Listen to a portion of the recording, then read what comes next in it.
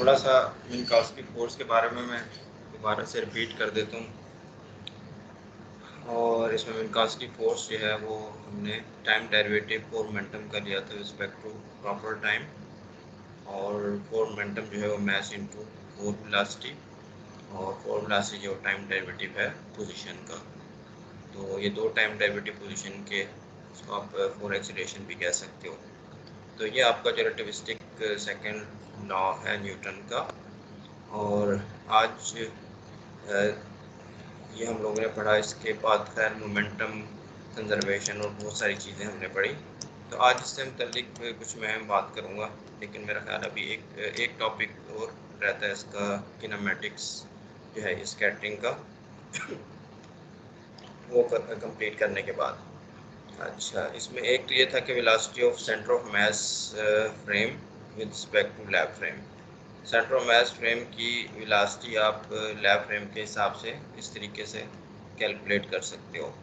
तो इसमें थोड़ा सा आपको ट्रिक ट्रिक के थ्रू आप ये चीज़ फ़ौरन से एक स्टेप में निकाल सकते हो कि फोर मोमेंटम किसी एक पार्टिकल का लेने के बजाय टोटल फोर मोमेंटम अगर आप कंसिडर करो, ठीक है, consider the Lorentz transformation of total four momentum between two frames. तो फोर मोमेंटम चाहे एक पार्टिकल को चाहे बहुत सारे पार्टिकल का सम करके अगर आप करते हो तो उसकी भी ट्रांसफॉर्मेशन प्रॉपर्टीज़ जो हैं वो सेम ही रहेंगी, ठीक है, जो इंडिविजुअल फोर मोमेंटम की रहेंगी। तो इस तरीके से वो ट्रांसफॉर्म होगा। अब इसका अगर टाइम कंपोनेंट आप ले लेते हो स्पेस कंपोनेंट, तो लेट से यहाँ पे मैंने स्पेस कंपोनेंट लिया हुआ है। स्पेस कंपोनेंट जो टोटल मोमेंटम का है prime equals to gamma times total momentum lab frame, ये लैब फ्रेम है, ठीक है। और दूसरा जो है वो यहाँ मैंने प्राइम लिखा हुआ है इस तरह, ठीक है। और तो आप इसको इस तरह भी जो हम कर सकते हैं, यहाँ पे आप लैब लिख लो,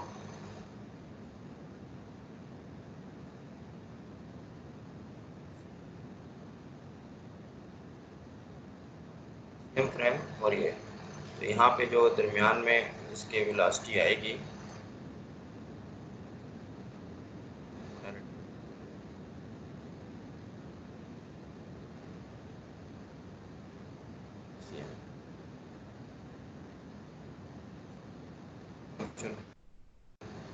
तो बस ये फिर एक स्टेप में आप निकाल सकते हो। अगर इसकी स्पेस पार्ट का अगर आप देख लो और उसकी मैग्नीट्यूड का, तो फिर ये बन जाएगा। मैग्नीट्यूड की लेने की जरूरत नहीं, वेक्टर से भी जो है वो बनाया जा सकता है। तो ये बन जाएगा। इसमें आपको ये देख लो कि आप जो टोटल मोमेंटम है सेंटर ऑफ मास फ्रेम में वो ज़ीरो होता है, ठीक है। Total momentum in centre of mass frame जो है वो ज़ीरो होता है, और वहाँ से फिर आपके पास जो है ये चीज़ निकल के आ जाएगी कि ये क्वांटिटी जो है कि ज़ीरो है। तो यहाँ से VCM जो बन जाएगी वो total momentum in lab frame divide by total energy जो है। टोटल एनर्जी जो है वो आपकी जो पार्टिकल आ रहा है टारगेट, जो प्रोजेक्टाइल पार्टिकल कहा जाता है जिसको, दूसरा जो है पार्टिकल टारगेट है रेस्ट पे है, तो इसकी एनर्जी जो है MP बन जाएगी। इसकी एनर्जी जो है वो लैब की, और इसका मोमेंटम एक इसमें से रेस्ट पे है वो ये बन जाएगा, दूसरा जो है ये बन जाएगा, ठीक है। तो इस तरीके से देखो आप एक स्टेप के अंदर आपने ये रिजल्ट निकाल लिया। इसको नॉन रिलेटिविस्टिक लिमिट में भी आप चेक कर सकते हो कि ये जो है हमने निकाली थी वहाँ VCM के बराबर होगा। इसके अलावा छोटी सी एक्सरसाइजेज हैं, थीटा एंगल जो सेंटर ऑफ मास का है और साई एंगल जो लैब फ्रेम का है, उनके दरमियान ये जो है रिलेशन एग्जिस्ट करते हैं, ठीक है। तो ये आप लोग एक इम्पोर्टेंट कॉन्सेप्ट है, वो है थ्रेश होल्ड या मिनिमम एनर्जी का कंसेप्ट जो है, ठीक है। ये किसी एक रिएक्शन को प्रोसीड करने के लिए। तो हम लोग लेट्स से शुरू करते हैं। एक पार्टिकल है P, और वो जो है लेट्स से पहले मैं कोशिश करता हूँ कि K की बात करने की। तो ये जो है गोज टू हो जाता है बहुत सारे पार्टिकल्स में, जिसमें आपके पास ये C1 है प्लस C प्लस इसमें फिर और भी कई पार्टिकल हो सकते हैं।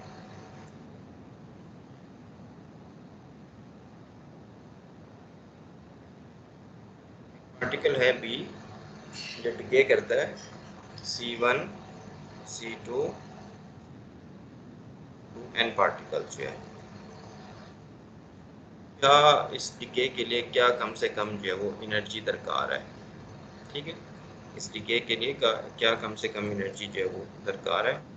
यहाँ पे जो है आप अगर इसके रेस्ट फ्रेम में चले जाते हो पी के, ठीक है, रेस्ट फ्रेम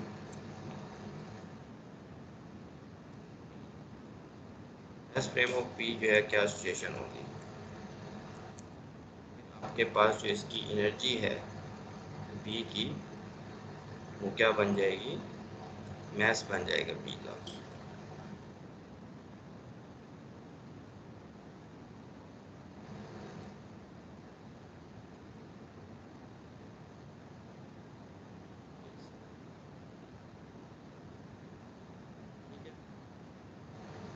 तो ये कंडीशन जो है आपकी कि क्या मिनिमम एनर्जी होनी चाहिए इस रिएक्शन के लिए, वो आपका बन जाएगा थ्रेशोल्ड या मिनिमम जो है वो बन जाएगा कि मिनिमम मैस क्या होना चाहिए, ठीक है।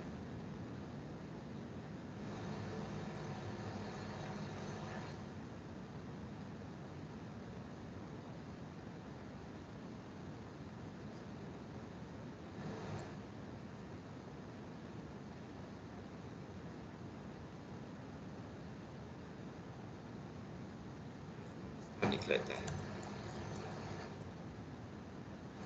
तो जो है यहाँ से क्वेश्चन जो है ट्रांसलेट हो जाता है एनर्जी का जो है मैस पे, मैस जो है वो क्या होगा, हो गया ये। तो एनर्जी अगर आप देखो कंजर्वेशन लॉ लगाओ इस पे तो क्या बनेगा ये, ई बी जो है वो इक्वल होगा ई वन जो है वो ई सी वन के लिए है,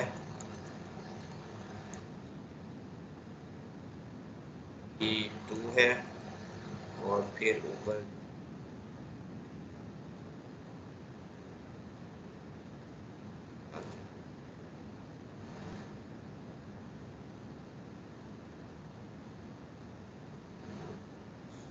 ई एन, ये है एनर्जी कंजर्वेशन। तो इसको बड़े गौर से आपने देख लेना। अब ये जो मैं बताने लगा हूँ कि ई बी की जो एनर्जी है वो बराबर है इन सब के एनर्जी के सम के। अब अगर ये सारे जो हैं क्योंकि यहाँ जो एनर्जी है ई बी की वो ना सिर्फ इनके मैसेज बना रही है बल्कि इनकी मोशन के लिए भी एनर्जी प्रोवाइड कर रही है, ठीक है। दोबारा से मैं ये बात रिपीट कर देता हूँ कि जो बी की एनर्जी है वो ना सिर्फ इनके मैसेज बना रही है बल्कि इनके जो है वो भी मोशन के लिए इसका मोमेंटम भी जो है वो प्रोवाइड कर रही है। तो अब कम से कम एनर्जी का कंसेप्ट इस तरीके से आ जाएगा कि इसके सिर्फ मैसेज बना दें, इनको जस्ट प्रोड्यूस कर दे और ये अगर रेस्ट पे भी हो तो सही है। तो ऑलरेडी बी के हम रेस्ट फ्रेम पे हैं तो ये क्या बन जाएगी इक्वेशन आपकी जो है ई बी जो है वो रेस्ट पे है तो आपका ई बी जो है वो ये बन जाएगा,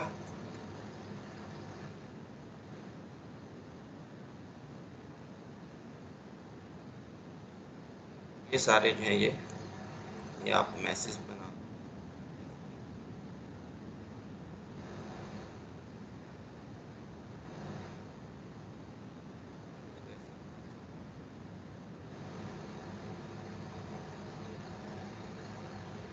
तो रेस्ट फ्रेम में रहते हुए मैं ये चीज़ लिख रहा हूँ तो ये बन जाएगा।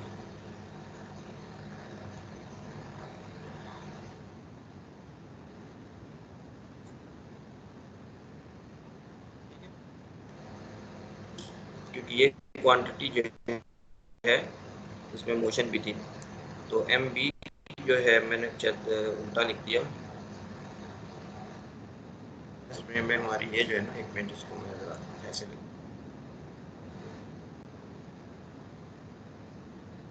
है वो बराबर है एम बी सी स्क्वायर के रेस्ट फ्रेम में, ठीक है। रेस्ट फ्रेम में ये इसके बराबर है और ये सारे जो है इन सब का जो नेट मोमेंटम है का सम है वो जो है वो 0 होना चाहिए।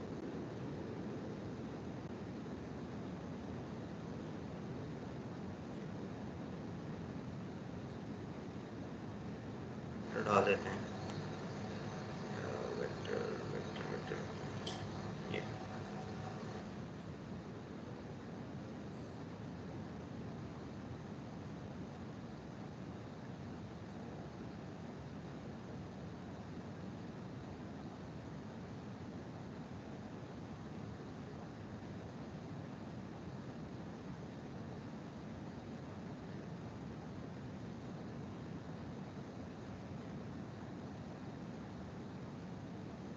सेंटर ऑफ मास, हाँ मतलब ये आप रेस्ट में पहुंच गए हो। रेस्ट मास में, तो रेस्ट मास में इनिशियल मोमेंटम अगर 0 है तो बाकी इन सब का भी सम जो है वो 0 हो जाएगा।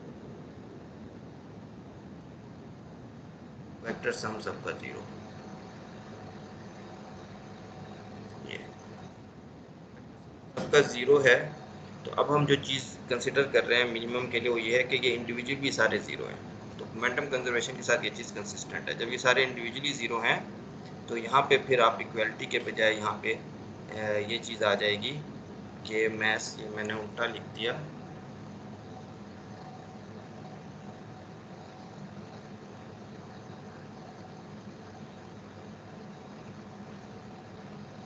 ये ठीक है। कम से कम मैस जो है वो इतना होना चाहिए कि इनके मैसेज बनाए, प्लस इसके अंदर इसका मैस इनके तमाम मैसेज के सम से ज़्यादा होना चाहिए ताकि मोमेंटम भी बनाए। ठीक है, अगर मोमेंटम नहीं बनाएगा तो कम से कम की जो सेंस है वो बन जाएगी यहाँ पे। तो यहाँ पे कम से कम की ये सेंस बन गई है। और ये जो है इसको हम लिखेंगे बी मिनिमम जो है एनर्जी। ठीक है, यहाँ पे वो ब्रेस्ट फ्रेम में मैस ही के इक्वलेंट आ गई। ये चीज़ जो है ये बन जाएगी। ठीक है, तो अक्सर डिके जो है, डिके के प्रोसीड होने के लिए इस जो पेरेंट पार्टिकल है इसका मैस इनके तमाम पार्टिकल के मैसेज के सम से जो है वो बराबर होना चाहिए या बड़ा होना चाहिए। तो ये अक्सर जब स्टूडेंट को मैं वाइवा या कहीं किसी जगह पे भी पूछता हूँ कि ये जो है ये इससे मुतल्लिक क्वेश्चन, तो अक्सर कहते हैं ये लॉ कंजर्वेशन। मेरा ख्याल है कि सही चीज़ नहीं है। ये असल में law of conservation of energy and momentum ही है। ठीक है, जो आपको ये बताता है कि ये जो पेरेंट पार्टिकल का मैस है it should be greater than the sum of the masses of the daughter particles, कह लो आप, या जो डिकेइंग पार्टिकल्स हैं, या बराबर होना चाहिए या बड़ा होना चाहिए। तब ये चीज़ जो है ये प्रोसेस करेगी। इसको कहते हैं किनेमैटिकल कॉन्स्टेंट जो है। ठीक है, किनेमैटिकल कॉन्स्टेंट जो है, तो ये पार्टिकल अपने से हैवी पार्टिकल में डिके नहीं कर सकता। ठीक है, ये पार्टिकल अपने से हैवी पार्टिकल में डिके नहीं कर सकता, किनेमैटिकली जो है अलाउड नहीं है। तो ये बाउंड निकाला आपने इस तरीके से। ठीक हो गया। कंसेप्ट जो है वो हम ये डिके कर लेते हैं इसमें। डिके की मैंने बात है, यही कंसेप्ट मिलता जुलता आपका यूज़ होगा स्कैटरिंग में। तो डिके,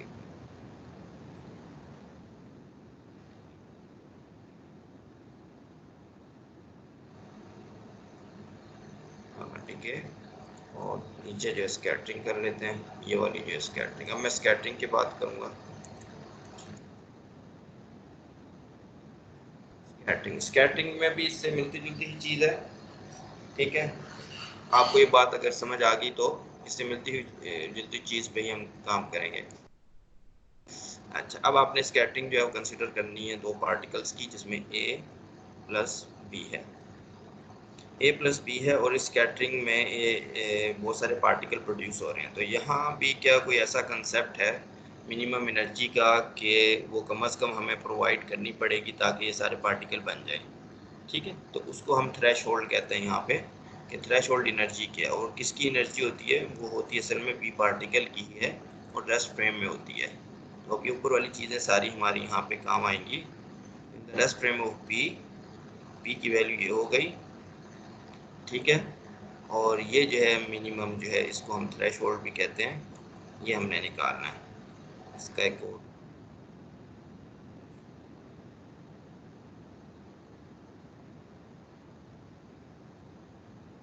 इसको मैं मिनिमम भी कहूँगा, थ्रेशोल्ड भी जो है, तो वो आपने जो है वो बतानी कितनी होनी चाहिए थ्रेशोल्ड जो है, तब ये जो प्रोसेस है ये आपका जो है प्रोसीड करेगा। हाँ, तो अब इसके लिए थोड़ी सी जो है मैं थोड़ी सी कुछ चालाकियाँ जो उनसे वो करनी पड़ेंगी। और यहाँ पे मैंने लिख दिया इसको, इस कंडीशन में स्कैटरिंग में इस स्ट्रेस फ्रेम को लैब फ्रेम भी कहते हैं, ठीक है, फ्रेम या लैब फ्रेम जो है। तो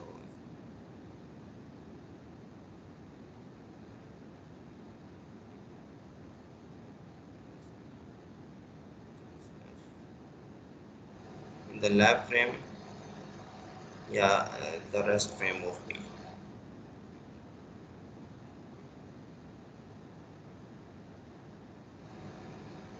द लैब फ्रेम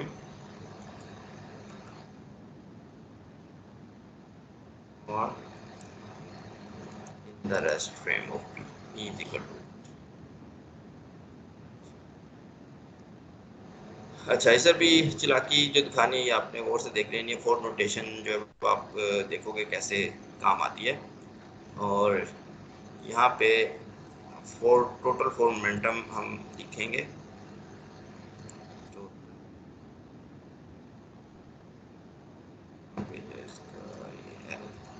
है फ्रेम में टोटल मोमेंटम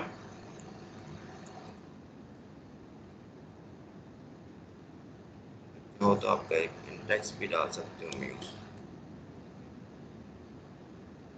है फ्रेम में टोटल मोमेंटम, अब ये बिफोर कोलिजन है, तो बिफोर कोलिजन के लिए भी कुछ लिखना चाहिए, या चलो इसको इसी तरह लिख लेते हैं अभी।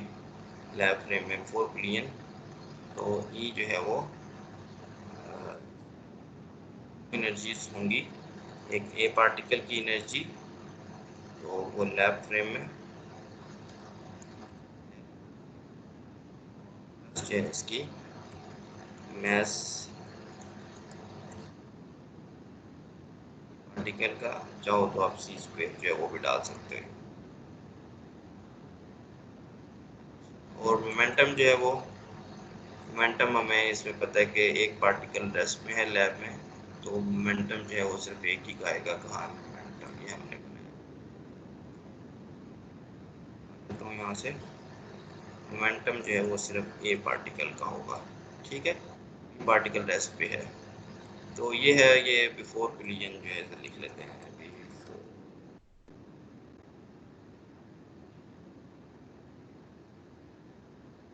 हो गया। और अब इसके बाद हम आफ्टर कोलिजन कंसिडर करेंगे, लेकिन जो है कंसिडर करेंगे सेंटर ऑफ मास फ्रेम में, सीएम फ्रेम में। सीएम फ्रेम में अगर आप लिखते हो आफ्टर कोलिजन जो है, इन जनरल जो total by definition centre of mass frame में आपका जो मोमेंटम है वो कोलिजन जो टोटल है उसको हम लिख सकते हैं, अच्छा जो है इसको तो भी,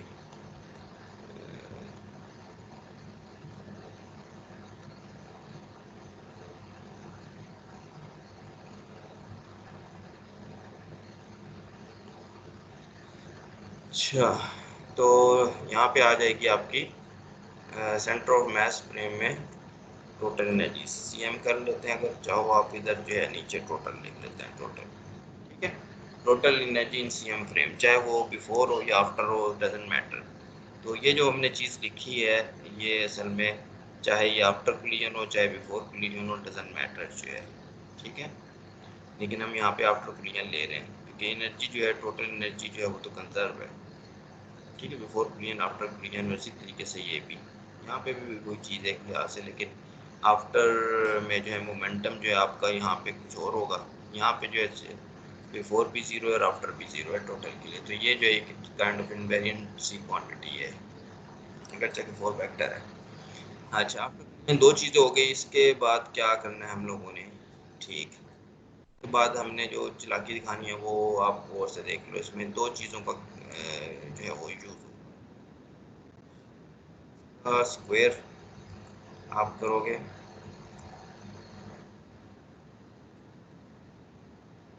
इसमें ये जो है ये यहाँ पे भी स्क्वायर और यहाँ पे मोमेंटम का स्केल जो है वो एक लार्जेस्ट इनवेरिएंट क्वांटिटी होती है। ये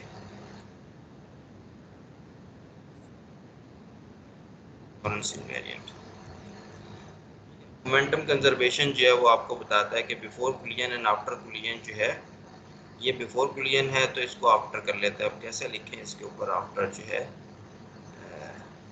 कहीं ना कहीं इसके लिख लिया जाए तो फिर सही है। लैब फ्रेम टोटल यहाँ पे अगर मैं लिख लेता हूँ B4,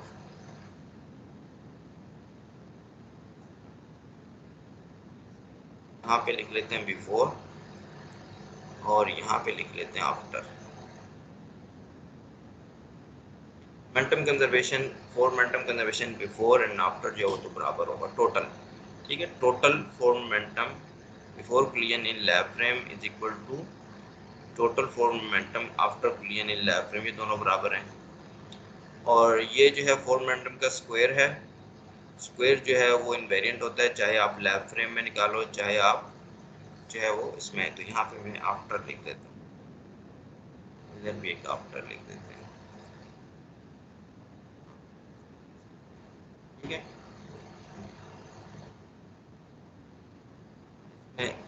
कंसेप्ट तो बराबर है लेकिन यहाँ भी आफ्टर लिख देते हैं। टोटल एनर्जी जो है वो आफ्टर वाली रेफरेंस बस डाल रहे हैं, दोनों बराबर हैं। तो ये लारेंस इनवेरिएंट क्वांटिटी है। दोबारा से इसको मैं रिपीट कर देता हूँ। Four momentum total four momentum है या जो है वो आपको पता है वो कंजर्व रहता है बिफोर कुलियन एंड आफ्टर कुलियन, चाहे वो लैब फ्रेम हो चाहे वो सेंटर ऑफ मास। यहाँ पे जो कंसेप्ट यूज हो रहा है ये स्क्वायर का यूज हो रहा है। स्क्वायर ये वो फ्रेम से इंडिपेंडेंट होती है, तो चाहे आप लैब फ्रेम में कैलकुलेट करो चाहे सेंटर ऑफ मास में। तो ये चीज़ है, तो असल में मैंने इसको इसके साथ रिलेट कर दिया। ठीक है, नेक्स्ट स्टेप में क्वांटिटीज को लिख लेते हैं, दरमियान वाली निकाल देते हैं, वो हमने लिखी भी नहीं थी ये। ठीक है, तो ये जो चीज़ है ये आपकी यहाँ पे यूज होगी। स्क्वायर लेना है इसका, जब आप स्क्वायर लोगे तो देख लो आप क्या आएगा इसका।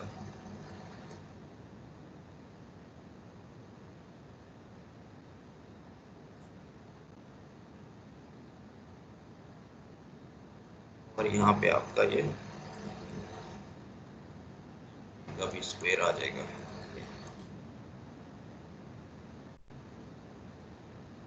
तो इसके लिए जो हम मॉड का रोटेशन जो यूज कर लेते हैं, दिस इज होल स्क्वायर। ठीक हो, ये भी देख लेते हैं क्या बनाया हुआ है यहाँ पे। ठीक, बिल्कुल सही। जो है अब आपके पास दूसरी साइड पे जो चीज स्क्वायर में आएगी वो ये है।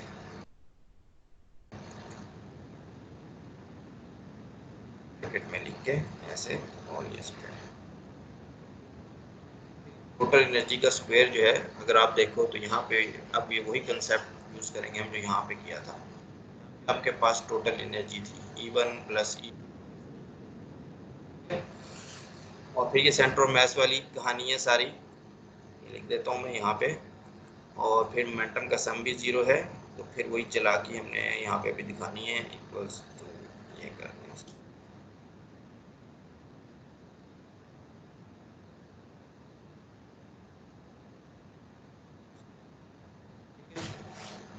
और ये जो है ये क्योंकि मोमेंटम का सम भी सारा जो है वो जीरो है, तो अब इसकी जो एक मिनिमम सेंस बनेगी वो यही बनेगी कि ये जो क्वांटिटी है दिस विल बी लेस और इक्वल टू करके जो है वो बना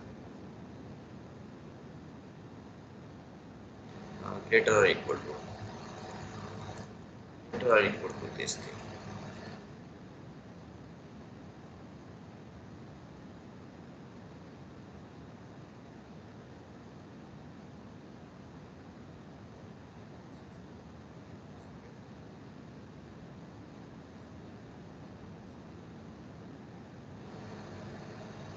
M square M C square जो है वही आपका। तो मेरा ख्याल है हमने सही कर दिया, ठीक हो गया। तो यहाँ पे जो है आपके पास ये आ गई सिचुएशन। तो मेरा ख्याल एवरीथिंग इज क्लियर जो है। तो अब इसको थोड़ा सा सिंप्लीफाई करना है। ये जो स्क्वायर है इसको अगर आप होल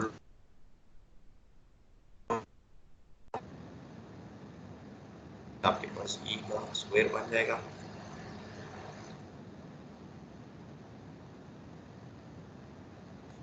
स्क्वायर आ जाएगा।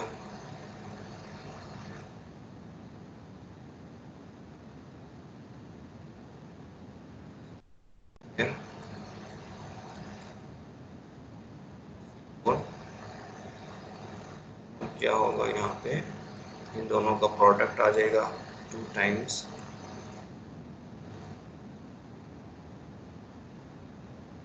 L A M C square.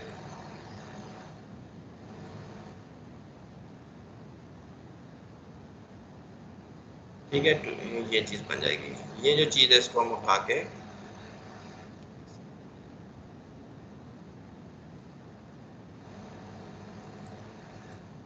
वाली चीज़ तो हमें मिल चाहिए।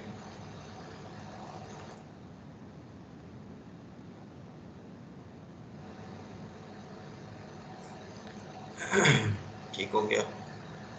अच्छा, ये ई स्क्वायर माइनस, यहाँ पे कोई मिस्टेक तो नहीं कर दी हमने? अच्छा, ई स्क्वायर ठीक है ना, ठीक है। वो मैंने एक थोड़ा सा काम खराब कर दिया जो है यहाँ से।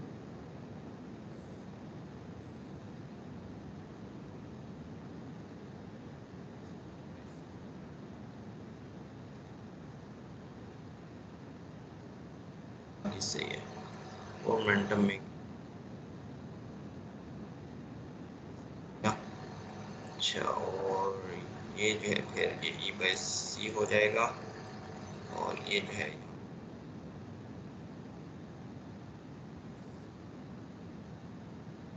फिर, और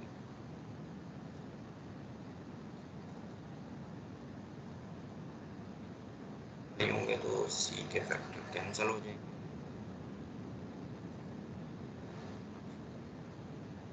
चलिए आगे चलें। अच्छा, अब यहाँ पे जो है ये E square by C square जो है ये आपके पास क्या बन जाएगा, ये ई स्क्वायर में से आप पी में निकाल दो तो ये मैथ जो है ये बन जाएगा।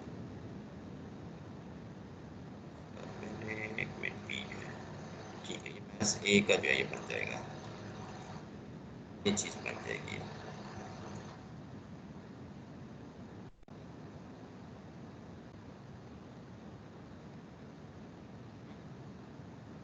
अच्छा, ये दोनों बन गए, और इसमें से अगर आप चाहो तो सी स्केल हम ले सकते हैं। अच्छा, यूनिट्स वगैरह बैलेंस हो रही हैं कि नहीं हो रही यहाँ पे? अच्छा, यहाँ पे बी बाई सी था, यहाँ पे बी बाई सी था, इसके नीचे जो है वो सी था।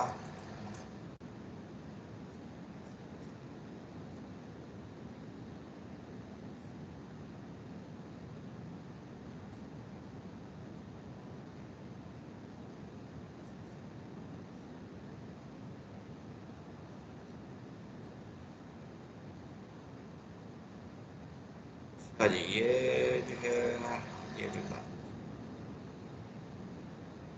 ठीक हो गया। और अब जो है ये दोनों चीज़ें जो है उस साइड पे ले आते हैं, राइट हैंड साइड पे। M A square minus M A C square इसमें से कॉमन लेके भी गया, और ये इन दो का सम जो है ये आपके पास माइनस चीज़ आ गई, और बाहर जो आपके पास ये सी।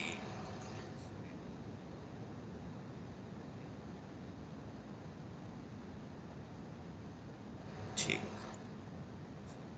और फिर इसको हम डिवाइड कर लेते हैं, यहाँ से 2 आ जाएगा नीचे।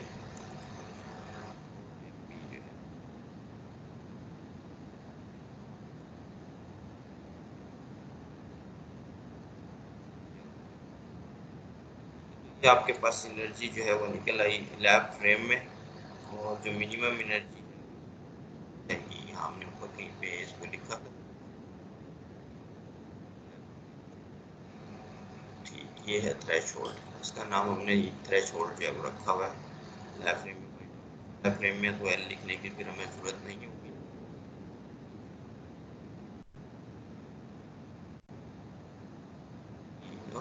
तो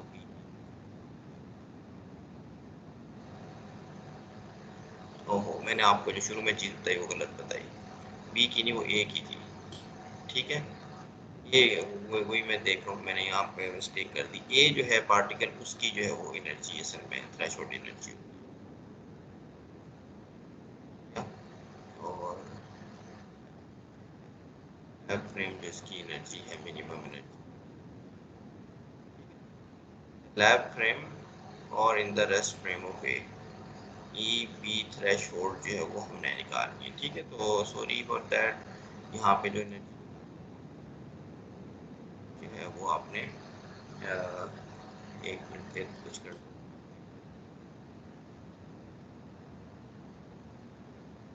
ठीक है, ए के निकालनी थी, ए थ्रेशोल्ड, नीचे जाके इसको ठीक करना पड़ेगा।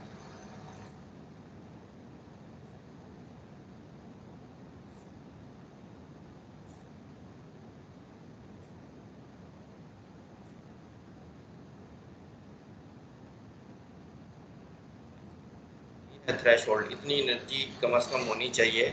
आपको इतनी एनर्जी के साथ जो है ए को दौड़ाना पड़ेगा ताकि वो बी के साथ टकरा के वो तमाम पार्टिकल्स जो आपने ऊपर देखे हैं वो प्रोड्यूस कर सके। ठीक है, ज़्यादा एनर्जी फिर आपको चाहिए होगी। अगर आपने ये रिएक्शन करना है स्कैटरिंग में, तो कितनी एनर्जी होनी चाहिए कि जिससे आप एक पार्टिकल को बी के साथ टकराओगे, तो ए की इतनी एनर्जी होनी चाहिए लैब फ्रेम में, ये यहाँ पे लिखी हुई है थ्रेशोल्ड जो है। ठीक है,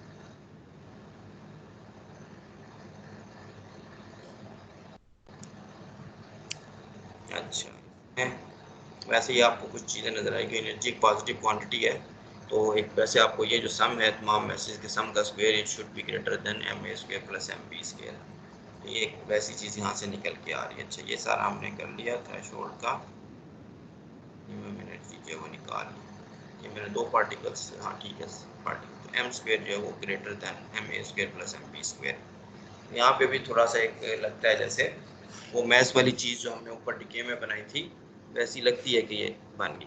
ठीक है, लेकिन इन चीज़ों में थोड़ी सी थोड़ा सा एक केयरफुल होने की ज़रूरत है आप लोगों को।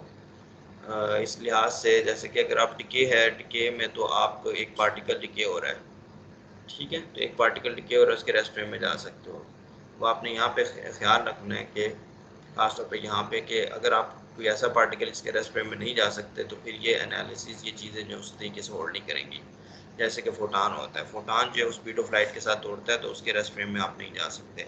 यहाँ पे भी जो है आप देखो कि तमाम पार्टिकल्स का जो यहाँ पे हमने किया है, कहाँ पे किया, ये यहाँ पे ये तमाम पार्टिकल्स को रेस्ट पे प्रोड्यूस किया, यानी एक तरह से हम जो है ये रेस्ट पे प्रोड्यूस किया है। तो यहाँ पे इनमें कोई भी एक पार्टिकल अगर फोटान होगा तो फिर ये आर्गूमेंट उसके लिए इस तरीके से होल्ड नहीं करेगा।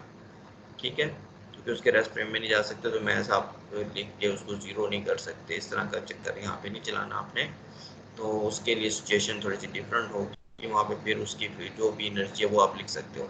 तो यहाँ पे आप अगर तमाम मैसिव पार्टिकल्स के लिए ये चीज़ होल्ड करेगी, जहाँ के उनके आप रेस्ट फ्रेम में जाके ये चीज़ बात कर सको, तो यहाँ पे थोड़ा सा केयरफुल होने की जरूरत है। अच्छा, अब थोड़ी सी मैं ब्रेक देखता हूँ, स्टूडेंट हैं यहाँ पे। अच्छा, चलो सही है।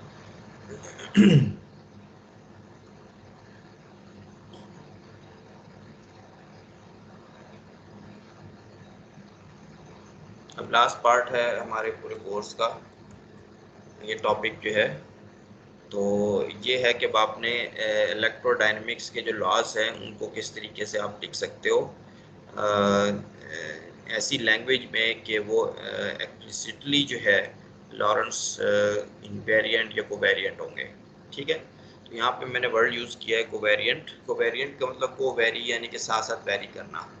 तो आपने अगर वो लॉ जो है वो लिखा है, जैसे एफ इजिकल टू एम में था, उसको अगर आपने एक फ्रेम में लिखा है इस फ्रेम में, और अगर आप उसी लॉ को प्राइम फ्रेम में लिखोगे तो वो बन जाएगा F prime equals to M prime equals M primes into A prime, ठीक है, यानी जस्ट प्राइम आ जाएंगे।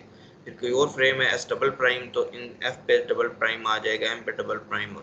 इसे कहते हैं कोवेरिएंट, यानी हम एक ऐसी नोटेशन में लिखेंगे कि ये लॉज जो है ये इलेक्ट्रोडायनेमिक्स के वो फॉर्म इनवेरिएंट होंगे, जस्ट उन पे प्राइम स्टार लोगे तो उससे पता चल जाएगा कि ये लॉ जो हैं आपके लॉरेंस ट्रांसफॉर्मेशन के साथ कोवेरिएंट हैं, ठीक है। तो ये है, तो ऐसी फॉर्म में लिखने का मतलब ये सारी यहाँ पे टेंसर नोटेशन यूज़ होगी। अदरवाइज जो है ये ऐसी फॉर्म में नहीं है, यहाँ पे ये जो है चीज़ ये फ्रेम के साथ चेंज होती है, कैसे चेंज होती है, मिक्स हो जाती है, ठीक है। और भी चीज़ों कंपोनेंट्स के साथ तो कोई जो है वो ऐसी इसकी शक्ल जो है चेंज हो जाएगी। लेकिन अब जो हम इसको ऐसी नोटेशन में लिखेंगे कि इसकी शक्ल जो है वो चेंज नहीं होगी, इस पे जस्ट प्राइम्स आएंगे। तो ये मकसद है इसका कोवेरिएंट या टेंसोरियल फॉर्म ऑफ इलेक्ट्रोडायनेमिक्स का। क्योंकि बात जो शुरू में चली थी आइंस्टाइन को जो मुश्किल पेश थी, उसमें वही ये देखा कि जो इलेक्ट्रोडायनेमिक्स है it is consistent with relativity. Electrodynamics जो है वो कंसिस्टेंट है रिलेटिविटी के साथ, बस उसको जो है फिर उसने स्पीड ऑफ लाइट कांस्टेंट और ये वो चीज़ें उसने फिर उसको जो है फिर आपने कोवेरिएंट फॉर्म में लिखा। जबकि जो लॉज ऑफ मैकेनिक्स थे उनको इम्प्रूव किया गया।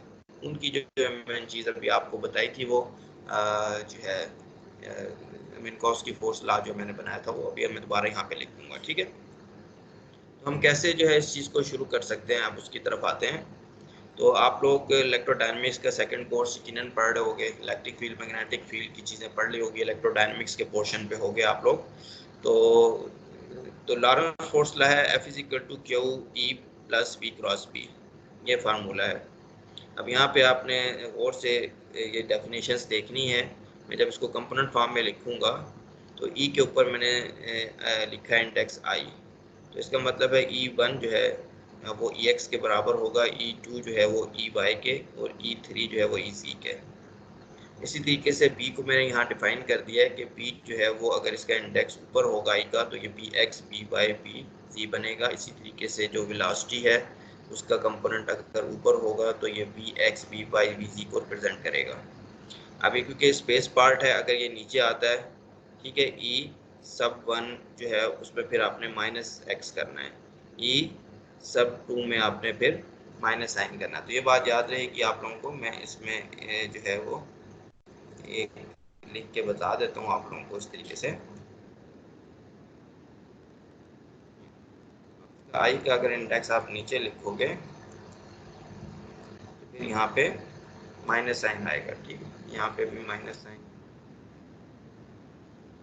तरीके से इसको भी कर लेते हैं, यहाँ पे इंडेक्स नीचे लिख दिया, फिर यहाँ पे माइनस साइन, यहाँ पे भी माइनस साइन, यहाँ पे भी माइनस साइन, और अगर वी के साथ जो इंडेक्स है इसको भी आपने नीचे कर दिया तो फिर यहाँ पे भी minus sign minus minus sign. ज़रा केयरफुल रहना आप लोगों ने, ठीक हो गया।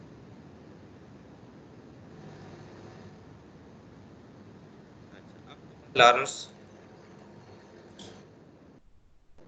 तो आपने इंडेक्स फॉर्म में लिखना है, ये वेक्टर है, इसका इंडेक्स लिख दिया ऊपर, इसके भी ऊपर इंडेक्स आ जाएगा, इसके भी ऊपर आ गया, ये देखो यहाँ पे आई, यहाँ पे भी आई, इस तरीके से। और अच्छा, अब ये क्रॉस प्रोडक्ट आप लोगों को ओपन करना आता है। क्रॉस प्रोडक्ट ओपन करोगे तो यहाँ पे आई जे के और बी के साथ जे और बी के साथ के, ठीक है। तो इसको अगर आप चाहो तो चेक भी कर सकते हैं हम लोग, तो इसको चेक करके देखते हैं। यहाँ पे मैं अगर इसका फर्स्ट कंपोनेंट लूँगा तो ये मुझे क्या देगा।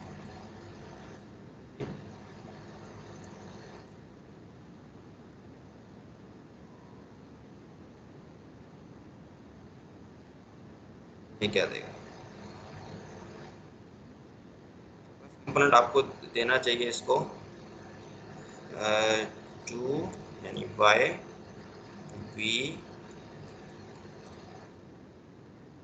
ई माइनस वी ई और बी ये है वो वाई। हम एक्सपेक्ट कर रहे हैं कि ये इसकी डेफिनेशन होनी चाहिए। तो अब हम अगर यहाँ देखते हैं कि वाकई ये जो हमने डेफिनेशन बनाई है ये इसके साथ कंसिस्टेंट है। वो आई जे के, ठीक है, आई को हमने वन कर दिया, ठीक है। आई को 1 कर दिया। अच्छा यहाँ पे आप देख लो एप्सिलॉन 1 2 3 ये +1 है। अगर 1 2 3 तीनों को नीचे लेके आओगे तो 3 माइनस साइन आएंगे। ये भी स्पेस पार्ट है, ये भी माइनस देगा, 2 भी 3 भी, तो फिर ये माइनस के बराबर होगा। तो एप्सिलॉन 1 2 3 अगर तीनों नीचे लिखे हुए हैं तो -1 के बराबर होता है। ठीक है, तो इस तरीके से आप ये सारी चीज़ें देख सकते हो। अब यहाँ पे इसको हम ओपन करते हैं समेशन को। समेशन को जब ओपन करोगे, पहले जे पे समेशन है, जे में 1 नहीं आ सकता, मतलब 1 आ सकता है लेकिन वो 0 हो जाएगा। ठीक है, 1 भी आएगा जे में, 2 भी आएगा, 3 भी। 1 आएगा तो एप्सिलॉन में ये 1 और 1 जो है 0 हो जाएगा, इसलिए हम यहाँ पे 2 लिखेंगे।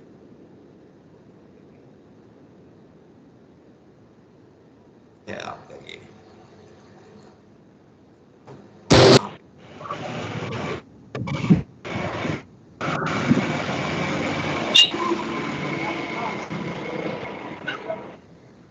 यहाँ पे भी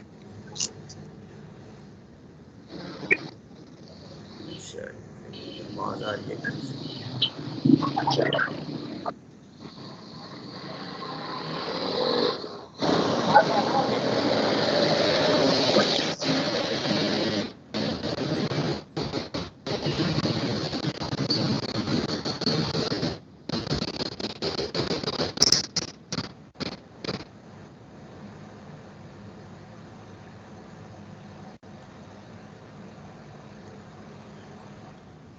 अच्छा, बी क्रॉस बी 1 जो है ये बन गया। अब इसके बाद नेक्स्ट स्टेप में हम दूसरी समेशन खोलेंगे।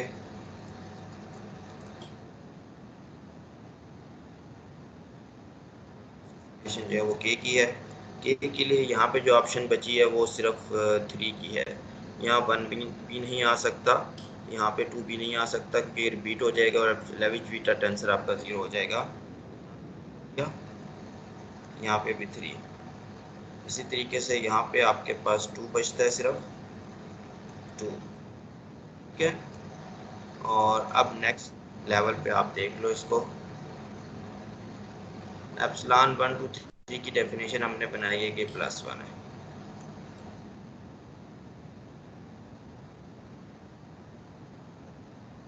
+1 हो गया। और 1 3 2 क्या होगा, इसमें अगर 2 को आप उठा के इस साइड पे ले आओ तो एक माइनस साइन आ जाएगा इस तरीके से। ये 1 2 3 बन गया, ये +1 हो गया। तो अब आप देख सकते हो कि ये क्या चीज़ बनी हुई है। अच्छा 2 यहाँ पे B2 आया है और यहाँ पे B3 जो है। ठीक है, अब ये जो है B2 जो है वो -B के बराबर है और B3 जो है वो -BC के बराबर है। ठीक है, क्योंकि मैंने ऊपर आप लोगों को बता दिया था, ये नीचे अगर इंडेक्स हो। अब ये 2 है, 2 की वजह से माइनस साइन जो आएगा वो दोनों का बैलेंस हो जाएगा। तो इसलिए ये जो चीज़ है ये बराबर होगी इसी के। अगर आप इनको ऊपर भी लिख लो तो कोई फ़र्क नहीं पड़ेगा क्योंकि दोनों माइनस साइन देंगे। है इसको मैं ऊपर कर देता हूँ 2 3 जो है इसको भी ऊपर कर देते हैं 3 है, तो ऊपर कर लो दोनों को। हो गया ये।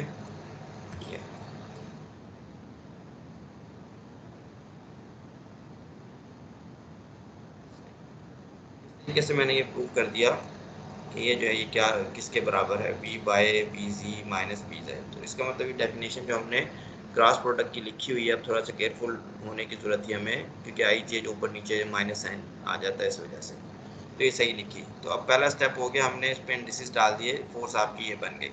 अगले स्टेप पे देखते हैं इसको क्या होता है इसका।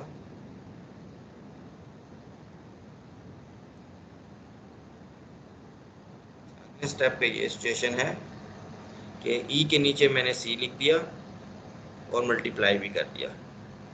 ई के नीचे सी और मल्टीप्लाई कर दिया, ये अगला स्टेप हो गया। इसके बाद मैंने इस सारी इक्वेशन को गैमा से मल्टीप्लाई कर दिया। गैमा से आपने मल्टीप्लाई किया ये यहाँ पे, ठीक है, और यहाँ पे गैमा से मल्टीप्लाई किया तो ये,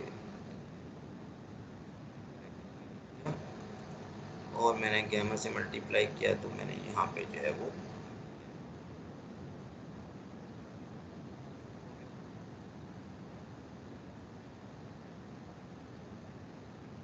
ठीक। अब ये गैमा एफ आई जो है ये असल में मिन्कोव्स्की जो फोर्स है उसका स्पेस पार्ट है, के आई जो है वो बराबर होता है गैमा टाइम्स एफ आई के। मिन्कोव्स्की जो फोर्स का स्पेस पार्ट है वो गैमा आई के बराबर बन गया, ठीक हो गया। और अगर आप देखो जो है यहाँ पे आगे आओ तो इसी स्टेप में ये चीज़ भी कर सकते हो आप कि ये जो गैमा सी है ये असल में फोर वेलोसिटी का टाइम पार्ट है, गैमा सी जो है यू जीरो, ठीक हो गया। और गैमा वी जे जो है ये असल में स्पेस पार्ट है इसका फोर वेलोसिटी का। तो इसको फोर वेलोसिटी को हम लिख लेते हैं, इसका टाइम पार्ट और यू इसका स्पेस पार्ट।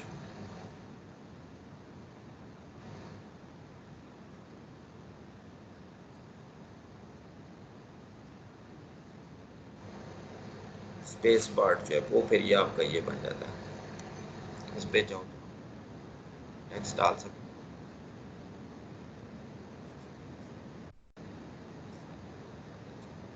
तो यू नॉट जो है वो गैमा इसके बराबर और यू आई जो है इसके बराबर। अब इसका इंडेक्स अगर आप नीचे करोगे तो इसका इंडेक्स भी नीचे करोगे, ठीक है। अगर माइनस साइन की कंफ्यूजन है तो माइनस साइन यहाँ भी आएगा, यहाँ भी आएगा, तो वो बराबर हो जाएगा। तो ये दोनों के इंडेक्स अगर ऊपर हैं या नीचे हैं तो कोई फर्क नहीं पड़ता, दोनों तरफ वो चीज़ बैलेंस हो जाएगी,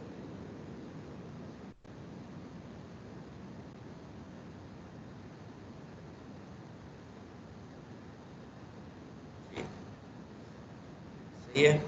अच्छा, अब जो है इस रिलेशन से हमें टेम्पटेशन हो रही है कि हम इसको एक फोर इंडेक्स नोटेशन में लिख सकते हैं, और वो मैंने यहाँ पे लिखा है क्योंकि यहाँ स्पेस पार्ट आ गया तो इसमें हमने टाइम पार्ट भी मिला लिया, ठीक है। और यहाँ आपको फोर वेलोसिटी नज़र आ रही है कि ये टाइम पार्ट बन गया और ये स्पेस पार्ट, तो ये हमने पूरा फोर वेलोसिटी बना दी। तो यहाँ पे एक फोर वेक्टर है, एक फोर वेक्टर यहाँ पे है। तो यहाँ पे जो है आपके पास क्या चीज़ आ सकती है, तो यहाँ फोर वेक्टर है, यहाँ फोर वेक्टर है, यहाँ पे स्केलर आ सकता है। स्केलर जो है वो आ सकता है, लेकिन हम इलेक्ट्रिक फील्ड और मैग्नेटिक फील्ड को एक स्केलर में नहीं डाल सकते। इसके तीन कंपोनेंट है, इसके भी तीन है, तो छः कंपोनेंट है, ठीक है। छः कंपोनेंट है, तो स्केलर के अलावा फिर यहाँ पे वेक्टर नहीं आ सकता। टेंसर आएगा सेकंड रैंक का, क्योंकि एक इंडेक्स इसके साथ फिर कंट्रैक्ट हो जाएगा, तो एक इंडेक्स फ्री बचेगा वो इधर। अगर आप यहाँ वेक्टर रख दोगे तो फिर वेक्टर जो है वो अगर तो आप इसके साथ कंट्रैक्ट कर दोगे तो ये स्केलर बन जाएगा, इस तरफ फोर वेक्टर है। और अगर आप जो है इसको फ्री रखोगे तो यहाँ पे दो इंडेक्स, तो यहाँ टेंसर बन जाएगा। हमने इधर फोर्स बना रही है, फोर्स का हमें पता है कि ये फोर्स का हमें पता है कि इसके एक इंडेक्स है, और यहाँ फोर वेलोसिटी का हमें पता है उसके ऊपर एक इंडेक्स है। इसलिए यहाँ पे कम से कम स्केलर आ सकता था, लेकिन स्केलर नहीं आ रहा इस वजह से क्योंकि इलेक्ट्रिक फील्ड मैग्नेटिक फील्ड आप स्केलर में नहीं डालोगे, उसके छः कंपोनेंट्स है, स्केलर का एक कंपोनेंट होता है। तो नेक्स्ट जो आपके पास एक टेंसर आएगा, ठीक है। टेंसर, अब टेंसर जो है ये इसके 4 × 4 16 कंपोनेंट्स होने चाहिए, लेकिन आगे चल के भी आप देखोगे कि एंटी सिमेट्रिक है। अगर एंटी सिमेट्रिक होगा तो फिर इसके कितने कंपोनेंट होंगे, फिर इसके होंगे 4 × 4 -1/2, जो कि 6 निकल आते हैं। 6 निकल आए तो इसका मतलब है कि इसमें 3 जो है हम इलेक्ट्रिक फील्ड के लिए यूज़ करेंगे और 3 जो है मैग्नेटिक फील्ड के लिए। तो ये एक एंटी सिमेट्रिक टेंसर होगा, जो भी आपको फ़ौरन से पता चल जाएगा।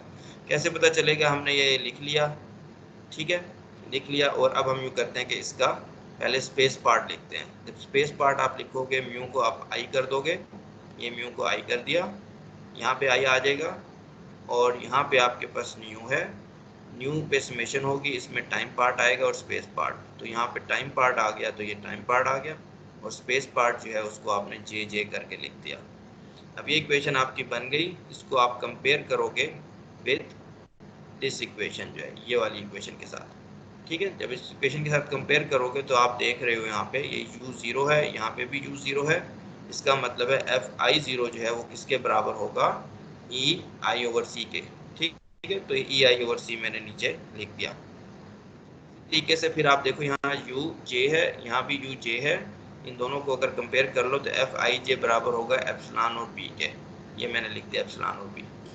कम से कम अब आप स्पेस पार्ट में अब फ़ौरन से देख सकते हो कि आई जे को अगर आपने इंटरचेंज किया तो माइनस साइन आएगा, क्योंकि यहाँ पे ये लेविज बीटा है। लेविज बीटा जो एंटीसिमेट्रिक टेंसर होता है, इसमें अगर आई जे को आप इंटरचेंज करते हो तो फिर यहाँ पे माइनस साइन आता है, ठीक है। तो के आई ज़ीरो जो है वो इसके बराबर, और ये तो स्पेस पार्ट का हमें पता चल गया कि एफ म्यू स्पेस पार्ट में एंटीसिमेट्रिक है, लेकिन आई ज़ीरो में क्या एंटीसिमेट्रिक है ये नहीं पता हमें, और एफ ज़ीरो ज़ीरो क्या ज़ीरो है वो भी नहीं पता, वो अब हम निकालेंगे इसके टाइम पार्ट से। तो आपके म्यू जो है इसमें म्यू को आप ज़ीरो ले लो, यहाँ भी म्यू ज़ीरो आ जाएगा, ये हमने ज़ीरो ले लिया, ठीक है। और फिर न्यू जो है एक दफ़ा ज़ीरो आएगा और एक दफ़ा यहाँ पे आई आएगा, ठीक है। तो एक दफ़ा ये ज़ीरो आ गया और एक दफ़ा ये आई आ गया।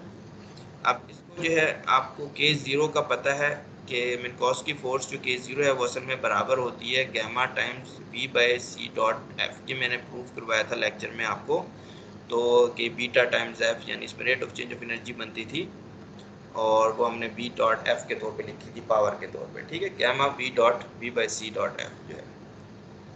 अब यहाँ एफ में आप पुट कर दो लॉरेंस फोर्स फार्मूला। एफ जो है वो किसके बराबर है, क्यू टाइम्स ई के।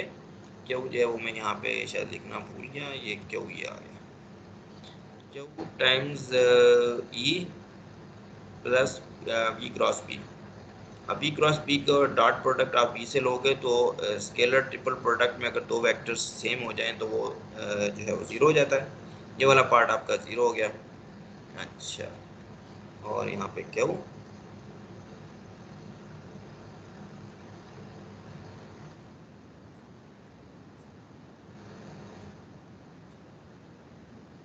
अच्छा तो ये आपके पास बच गया सिर्फ ई वाला part, Q gamma V dot E by सी।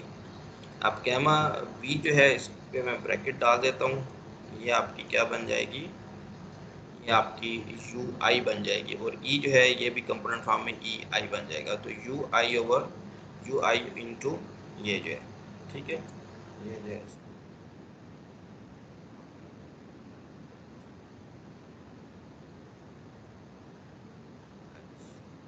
ये जो है इसको फिर मैंने अगले स्टेप में क्या किया है, हाँ इसको यू आई में से आई, सिर्फ आई को नीचे लेके आया हूँ मैं। अगर आई को आप नीचे लेके आओगे तो फिर एक माइनस साइन आएगा, वो माइनस साइन मैंने इधर लिख दिया ये यहाँ पे, ठीक है।